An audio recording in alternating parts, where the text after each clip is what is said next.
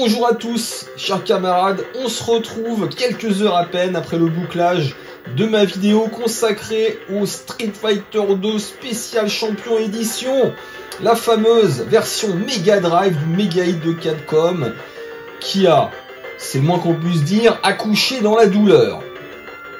Et donc, j'ai souhaité revenir sur cette fameuse bêta, oui, la fameuse bêta du Street Fighter 2 Spécial Champion Édition. Oh non, soyons précis, de Street Fighter 2 Champion Édition, parce qu'à l'origine, ça devait être qu'un simple portage avec certes quelques ajouts de la version arcade. Et ce n'est qu'après la semi-trahison, disons-le, de Capcom, qu'il avait été décidé, voilà, de compenser un petit peu ce revirement. Bon, ben c'est pas vraiment un revirement en fait, hein. Tout simplement, Capcom était proche de Nintendo, ce n'est un secret pour personne. Et donc le fait de sortir une version sur le papier en tout cas supérieure à celle qui avait été promise à Sega, bon, ça la foutait un petit peu mal, c'est sûr. Donc ils ont essayé de se faire pardonner. Mais ça, c'est la première version, donc celle qui avait été présentée à la presse. Souvenez-vous, alors souvenez-vous, non, parce que moi à l'époque, j'avais pas compris tout ça, mais pour ceux qui ont un petit peu suivi l'affaire, le titre n'était pas jouable jusqu'à 2020, où la ROM a popé. La ROM a popé en 2020, voilà. Et donc vous allez voir ses particularités. Alors ce que je vous propose pour cette vidéo, c'est qu'on va jouer au jeu dans leur ordre de développement en quelque sorte. C'est-à-dire cette version bêta, ensuite la version dite bootleg, hein, qui s'appelle SFT 2 Prime Turbo, si je dis pas de bêtises, qui est en fait une version plus avancée de cette version bêta, et enfin on va terminer sur la version finale. Voilà. Comme ça nous permettra de voir les évolutions. Allez, trêve de bavardage. Je vais prendre Ryu, le grand maître du karaté. Et ça va nous permettre un petit peu de nous plonger dans les années 93, au moment où le titre a été présenté à la presse, parce que il est fort probable que ce soit cette version-là qui a été présentée à la presse pour la première fois. Voilà. Et donc, immédiatement, on reconnaît l'une de ses particularités, c'est-à-dire ce vilain HUD sur fond noir. Alors, je dis vilain parce que moi, ça me dérange pas spécialement, sachant que je me suis rendu compte que si on retire le HUD et que si on ressent l'image, finalement, il manque pas beaucoup plus, comment dirais-je, d'image par rapport à la version finale. Voilà. La résolution, à mon avis, est la même. Enfin, voilà. Là, je laisse les spécialistes s'exprimer. Et tout ça pour dire que, en fait, c'est plus un choix d'ordre esthétique plus que technique. Mais bon. Là, je m'avance peut-être un petit peu trop. Graphiquement. Alors, moi, graphiquement, c'est là où je comprends un petit peu, sans partager leur conclusion, parce que je pense que ça va trop loin, je comprends un petit peu ceux qui se demandent si Capcom a pas annulé cette version, parce que sur le papier, elle avait le potentiel de dépasser celle de la version Super Famicom. Bon, je vais peut-être trop loin là les mecs, mais, et ça on le verra, je suis désolé, et c'est peut-être là où vous allez dire que j'abuse, c'est que franchement, je trouve que graphiquement, elle est limite plus belle que la version finale, quoi. Enfin, en tout cas, sur le plan des couleurs, je trouve ça plus équilibré, en fait. Je trouve ça plus proche de la version originale, de la version arcade. Enfin, je sais pas. Dites-moi, est-ce que c'est que moi? Même les animations, alors, c'est pas moi qui le dis, hein. Enfin, moi, j'ai pas compté les frames, mais apparemment, il y a des frames supplémentaires. Il y a plus de frames dans cette version-là que dans la version finale. Voilà. Bon, ça serait à vérifier, hein, je ne sais pas. Les couleurs, alors il y a des trucs par contre qui sont indéniablement moins bons. Le jeu est moins dynamique, mais c'est normal. Parce qu'en fait, il s'agit que de la Champion Édition. Il n'y a pas le mode Excite. Le mode Excite qui est en fait le mode turbo, qui a été rajouté, je l'ai dit en début de vidéo, pour quelque sorte se faire pardonner vis-à-vis de Sega, voilà, puisque c'était quand même très insultant, il faut quand même le dire, c'était très insultant de la part de Capcom, quelques jours après la conférence où il scellait ce partenariat avec Sega, bah, de présenter une version supérieure à celle promise, qui sortirait juste un mois après. Enfin, je veux dire, c'est vraiment se foutre de la gueule du monde. Voilà, bon. Enfin, je sais pas, hein, chacun l'interprétera comme il veut. Mais bref. Donc, cette version, alors je l'ai pas fini et je vais pas la finir maintenant parce que j'aimerais vraiment qu'on regarde les trois. Semble-t-il, est complète. Hein. Il y a vraiment tous les éléments. C'est-à-dire qu'on peut finir le jeu, il y a toutes les fins. Mais effectivement, voilà, c'est pas... Bon, je trouve qu'on ressent quand même que c'est une bêta. C'est-à-dire que voilà, c'est un petit peu... J'ai pas vérifié non plus, mais apparemment il y a moins de détails dans les décors. J'ai dit qu'il y avait plus de frames, mais ça peut dépendre des mouvements. C'est pas forcément toujours le cas. C'est quand même très lent. On sent également que ça ralentit souvent. Voilà, c'est moins dynamique que la version finale. Ça là-dessus, il n'y a rien à dire. Et c'est peut-être là l'envers du décor que moi, je ne peux pas, comment dirais-je, comprendre. Je ne peux pas ressentir. C'est le codage derrière. Et si Capcom dit vrai, le jeu a été codé avec le cul. Voilà, le jeu a été codé avec le cul. Et donc, ça c'est quelque chose, si tu veux, enfin si vous voulez, qu'on ne peut pas forcément ressentir. Je pense que les devs, là, s'il y a des devs qui m'écoutent, je pense qu'ils confirmeront que un jeu peut être mal codé, mais en front, c'est-à-dire d'un point de vue du joueur, on ne remarquera pas forcément. Mais ça reste un problème, parce que c'est un jeu qui va exploiter trop de ressources, qui va peut-être être trop lourd, et voilà, et d'un point de vue du développeur, c'est inacceptable. Donc c'est peut-être aussi la partie que nous, on ne voit pas en tant que joueur. Voilà, c'est vraiment une simple hypothèse. Mais vraiment pour le reste, enfin c'est pas ridicule. Moi je trouve quand même, pour donner mon avis et faire une conclusion, je trouve que ce jeu paye un peu trop cher le prix de son HUD. Vraiment, je pense que s'il n'y avait pas eu ce problème de barre noire, honnêtement, ce serait passé crème. Enfin, en tout cas, au niveau de la presse, parce que semble-t-il, c'est vraiment le point nodal des critiques à l'époque, c'est cette putain de barre noire, quoi. Ce que je peux comprendre, parce que c'est vrai que ça fait un peu tâche, en fait. On a pris, quand on compare avec la version Super NES, ça fait un petit peu tâche. Je suis d'accord. Mais dans les faits, moi, ça serait vérifié, hein, j'ai pas regardé ligne par ligne, mais apparemment, la résolution n'est pas inférieure. Hein. Bon, voilà.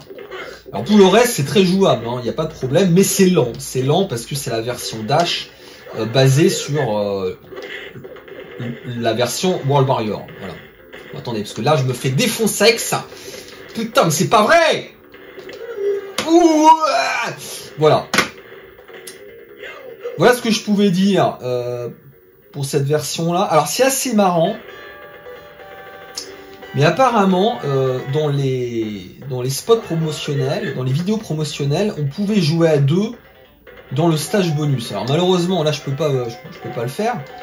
Mais c'est vrai que j'aurais été curieux de voir si on pouvait jouer à deux ici dans le stage bonus. Bon, ça m'étonnerait, mais bon. Voilà. Voilà, donc je suis vraiment curieux. Donnez-moi vos impressions sur cette version. Est-ce que vraiment vous la trouvez plus ou moins belle? Est-ce que ça vous choque? Sachant qu'il faut vraiment tenir compte du fait que cette version-là était beaucoup moins ambitieuse que la finale. Hein. C'était la champion édition, point barre. Hein. Enfin, point barre, non, il me semble qu'il y a plus d'ajouts quand même. Donc ça, c'est quand même important de le dire.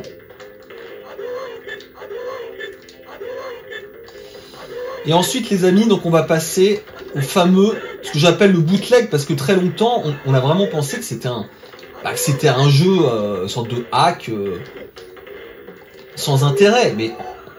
Mais moi, je peux vous dire que dès que j'ai pris connaissance de cette ROM, j'ai tout de suite compris que c'était pas juste un hack, c'était pas un banal hack. Moi, j'ai tout de suite vu que non, en termes de réalisation, c'était un truc de professionnel, quoi. Alors, encore une fois, chacun jugera est-ce qu'elle est meilleure que la version finale. Bon, je pense qu'on peut dire non, elle est pas meilleure parce qu'elle est pas finie. Il faut quand même pas déconner. La version finale est quand même, genre en termes de finition, elle est juste parfaite. Après, je trouve qu'elle a beaucoup de défauts. Moi, j'ai toujours été clair. Je n'aime pas, faut pas exagérer. Mais je suis vraiment pas fan du jeu final, quoi. Enfin, Street Fighter 2 spécial champion édition sur Mega Drive. Je trouve les couleurs, c'est vraiment dégueulasse, quoi. Enfin, dégueulasse, c'est un petit peu violent, là. Mais j'ai jamais aimé. J'ai toujours préféré les versions Super NES, hein. Ça, je suis clair. Je suis très très clair là-dessus. Voilà, bon écoutez, on va s'arrêter là pour cette vidéo et on va passer du coup à la version donc suivante. Et ça, je pense qu'on peut déjà l'acter. Je répète, hein, pour ceux qui n'ont pas vu ma vidéo, il y a deux éléments très importants. C'est une vidéo promotionnelle qui reprend exactement les musiques du fameux bootleg.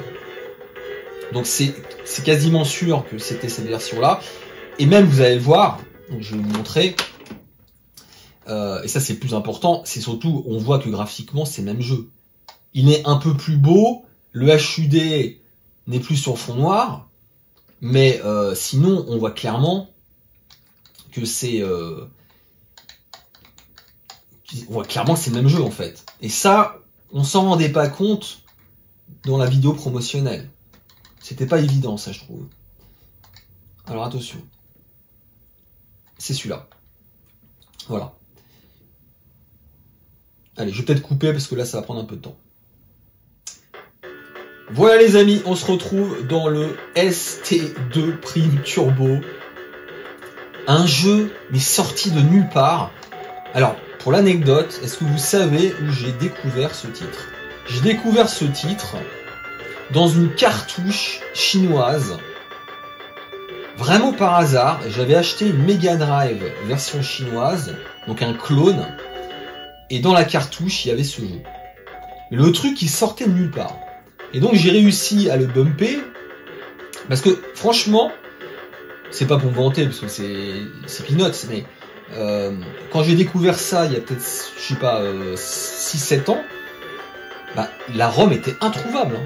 Et je salue, alors je sais pas s'il se reconnaîtra, mais il y a une personne à qui j'avais envoyé la ROM, il y a quelques années, et c'était introuvable. C'était strictement introuvable. Alors voilà.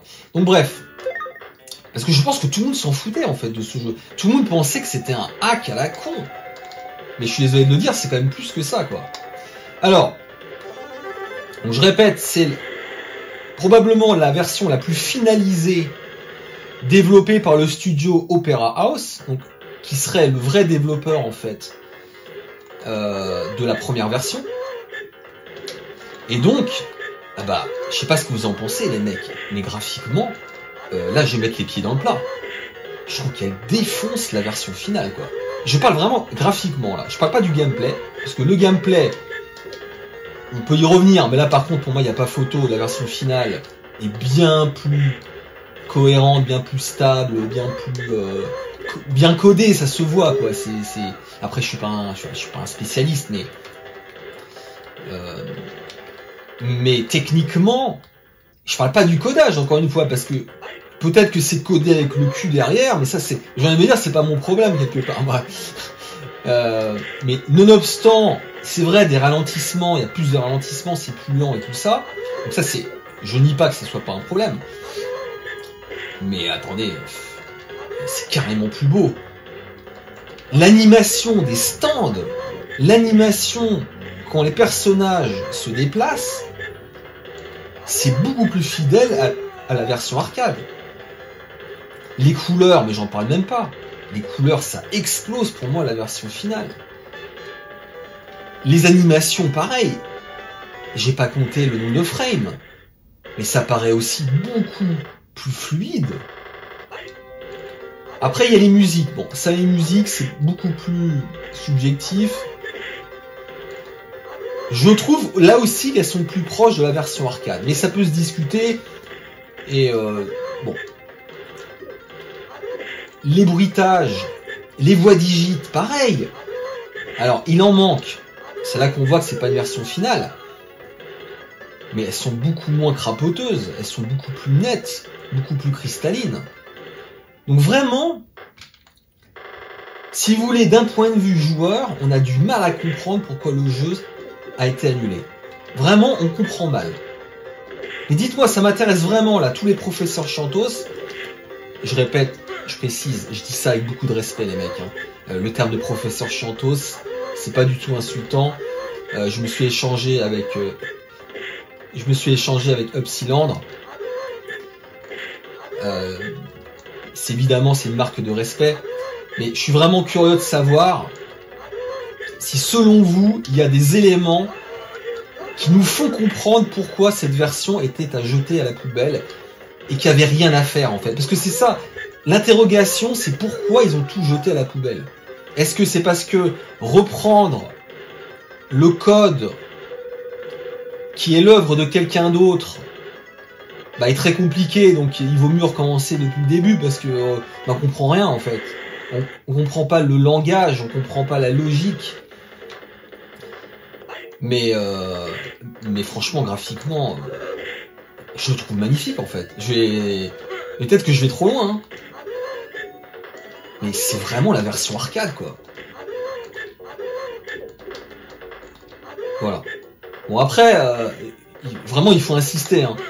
Je suis pas en train de dire que c'est la meilleure version, hein, attention, hein, vraiment loin de là, parce que la version finale est plus complète. Il y a le mode Excite / Turbo. Le gameplay, clairement, il est meilleur. Il est meilleur, c'est plus réactif, c'est plus... Et ça a été salué par la presse, parce que on a beau critiquer la version finale Mega Drive, mais c'est d'un point de vue du gameplay, il y a beaucoup de gens sérieux, hein. C'est pas des guignols qui disent que elle est meilleure que la version Super NES. Alors, quand je dis ça, c'est la version Turbo, bien sûr. Hein. Voilà.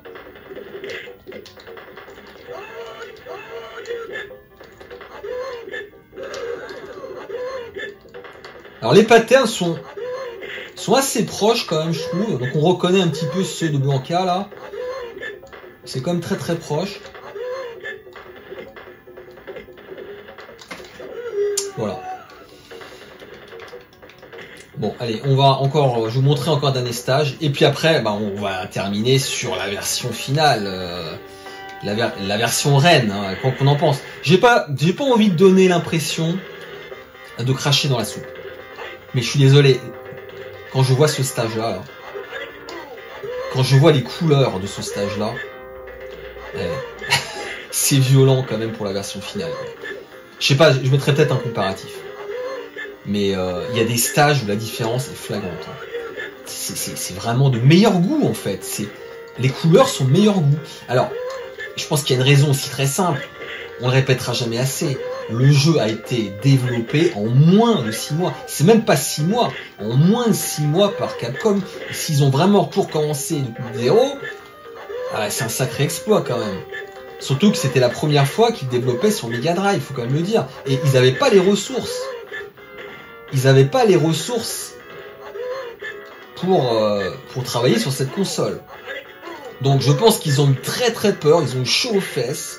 Je pense que ça a été une période extrêmement stressante pour Capcom. Et rien que pour ça, c'est passionnant d'en parler. Et je pense que ça se ressent là. Je suis tout excité parce que c'est vraiment un pan de l'histoire du jeu vidéo qui a été découvert il y a quelques années maintenant avec cette version bêta. Allez, maintenant on passe à la version finale. Donc celle que tout le monde connaît. Et puis on va s'arrêter là. Juste pour montrer un petit peu les différences. Alors du coup, je vais pas mettre la version Excite, le mode Excite. Je vais mettre le mode de base. Alors elle est où? Voilà. Hyper, est-ce que c'est bien celle-là? Hyper champion. Attends, non, hyper, c'est bizarre. Bon, c'est pas grave, je vais prendre la version Jap. Allez, on se retrouve tout de suite. Je pense que je vais couper, c'est très long. Allez, rebonjour, chers camarades. Nous y sommes. La version finale qui pèse pas moins de 24 mégabits. 24 mégabits. C'est énorme. C'est énorme. Et ça, à l'époque, c'était... ça paraît ridicule aujourd'hui, mais d'avoir ça sur la boîte, bah, ça en imposait, quoi. Comme dirait l'autre, la taille, ça compte. Voilà. Allez, on démarre tout de suite. Donc là, j'ai mis la version Dash. Hein. La version Dash, c'est l'équivalent, en fait, de la version qui avait été développée, hein, en termes de gameplay. Voilà. Donc, voilà. Donc, on va voir les différences, comme ça, spontanément. Est-ce que ça se ressent ou pas tant que ça? Bon, déjà, graphiquement, les mecs... Alors, j'insiste vraiment. Je suis pas en train de dire que c'est... Dans l'absolu, c'est plus beau. Je pense que c'est très subjectif, parce que ça a aussi son charme, je trouve. Mais, moi, clairement... ça dénote, quoi. Ça fait vraiment...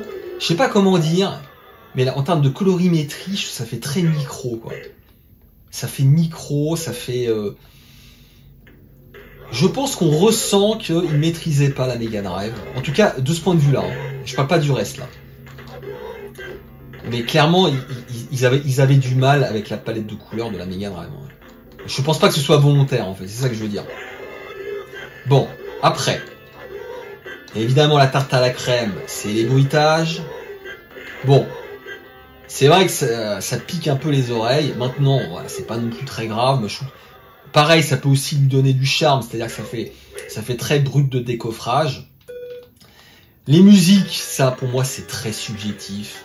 Il y a des gens qui vont préférer telle ou telle version. Bon, ça, voilà, je vais pas discuter. Mais le plus important, bah, c'est le gameplay. Et là, honnêtement, il n'y a pas photo, quoi. Alors déjà, la manette, bon, ça c'est vrai pour toutes les versions, mais la manette 6 boutons, je suis désolé de le dire, face à tous les pros Nintendo là qui vont m'écouter, cette manette là, mais elle défonce la manette Super NES. En tout cas sur ce jeu là, pour ce jeu là, vous n'allez pas me faire croire qu'elle est plus adaptée avec ces deux gâchettes là. C'est une vaste plaisanterie, les amis.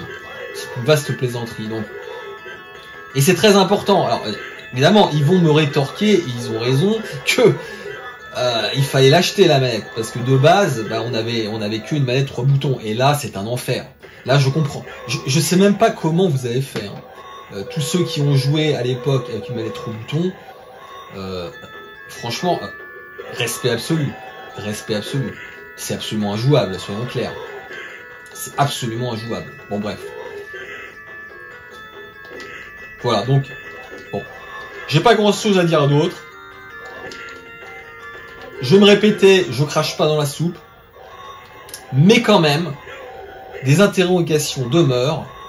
Pourquoi une version bêta qui, quoi qu'on en dise, et manette en main, n'avait rien de ridicule, n'avait rien de déplorable, pourquoi elle a été jetée à la poubelle comme ça, tout de go? Ah ça, on n'a pas l'explication. Enfin si, on a l'explication officielle, qui est peut-être la vraie, hein, je veux dire, qui était de dire, bah ils étaient pas contents. Voilà. C'est pas ce qu'ils attendaient.